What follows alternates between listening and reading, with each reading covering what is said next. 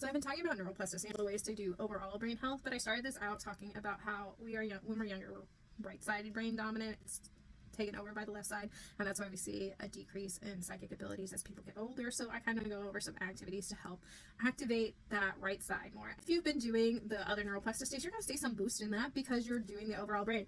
But these are things that are right brain centered. So it's going to do anything you do creatively. Oh my gosh, anything you do creatively. It's been a long day, but it's going to help to boost that. So doing any type of drawing, especially like blind contour drawings where you look at something and draw without looking, or negative space, because your right brain is your spatial area, or like doing variation drawings, like looking at an object and drawing different variations, because it's the overall big picture. So doing 3D models, or like Lego building, or practicing visual rotations where you visualize something in your mind and like rotate it around. And of course visualization, because again your right brain works in like pictures and stuff versus where your left brain is words.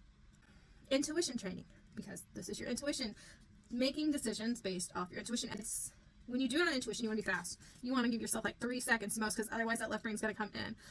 I remember something when they were talking about using the right brain and like teaching people to use it more.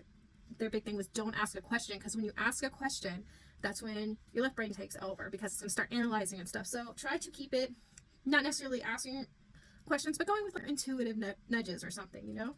Dream journaling or maybe associations. Like you can do word associations, like whatever pops into your head, or like using music to get your brain going, like beatboxing or humming, using different variations to get it going. Because like I said, it's very creative, it's very free flow.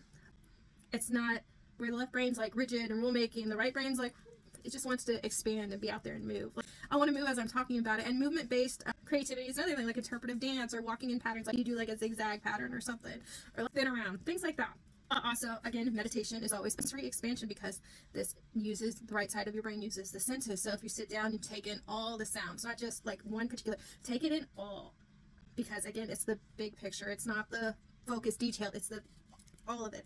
So mindful art viewing, taking in your whole 5 senses, all of these things will help boost that right brain to get you more connected to your intuition.